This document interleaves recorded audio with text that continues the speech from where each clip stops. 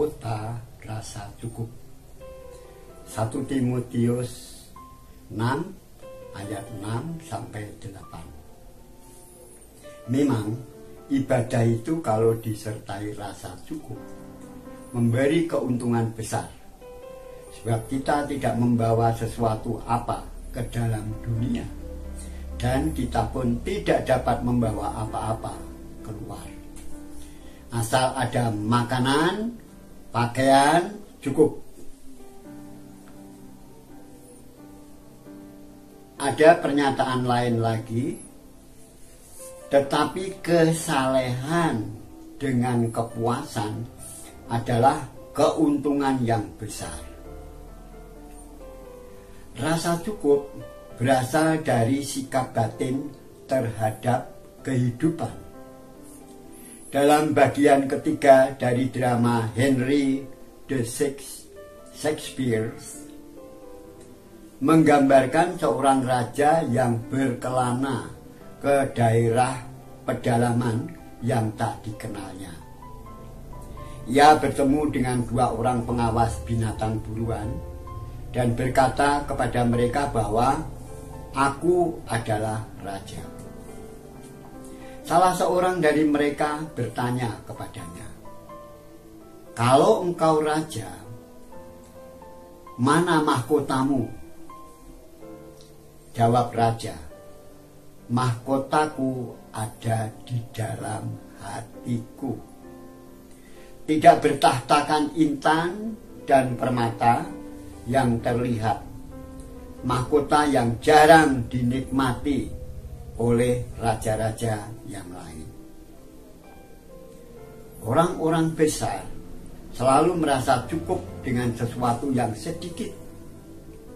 Salah satu pepatah dari Rabi Yahudi ialah, siapa yang kaya? Itu adalah orang yang merasa cukup dengan apa yang dimilikinya. 1 Timotius 6 ayat 7, sebab kita tidak membawa sesuatu apa ke dalam dunia, dan kita pun tidak dapat membawa apa-apa keluar. Alexander Agung, raja muda Makedonia yang berhasil mengalahkan raja-raja di sekitarnya, bahkan kemudian memperluas sampai ke India.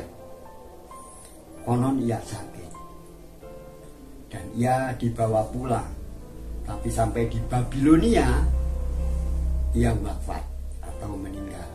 Umurnya baru 33 tahun. Waktu akan meninggal, ia pesan kepada panglimanya supaya nanti petinya ada 2 lubang yang pas baunya, dan tangannya dikeluarkan dari peti. Dia ingin mengajar dunia bahwa dia lahir tidak membawa apa-apa. Walaupun sebagai raja dalam hidupnya banyak harta benda, tapi juga tidak satu pun dibawanya. Dia lahir tidak membawa apa-apa, dia mati tidak membawa apa-apa. 1 Timotius 6 ayat 8, asal ada makanan dan pakaian, cukuplah. Memperhatikan ayat-ayat di atas tidak berarti bahwa kekristenan menganjurkan kemiskinan. Tidak. Orang Kristen harus bekerja keras. Orang Kristen harus berusaha supaya hidupnya cukup, supaya tidak hanya mencukupi dirinya sendiri, tapi juga bisa menolong orang lain. Orang Kristen diberkati untuk memberkati orang lain. Tidak ada kebajikan istimewa yang didapat dengan menjadi miskin atau berjuang terus-menerus untuk memenuhi kebutuhan hidup.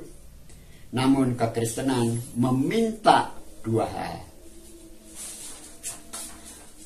Yang pertama, kekristenan meminta agar orang menyadari pernyataan bahwa tidak ada harta benda yang dapat mendatangkan kebahagiaan sejati. Yang kedua, Kekristenan meminta perhatian terhadap hal-hal yang abadi yang dapat dibawa manusia kepada Allah.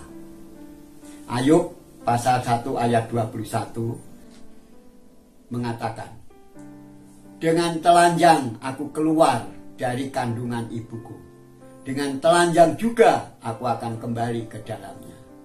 Tuhan yang memberi, Tuhan yang mengambil, terpujilah nama Tuhan.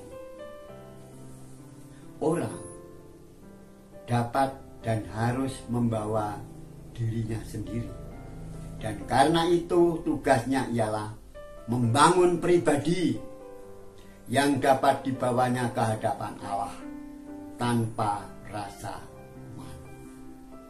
Marilah kita, seluruh warga GJKI, warga gereja biasa maupun para pemimpin, berusaha sungguh-sungguh mengenal Allah.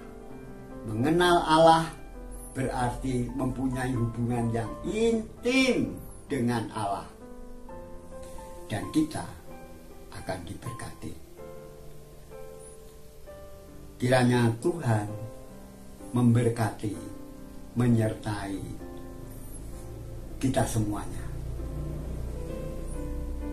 Amin.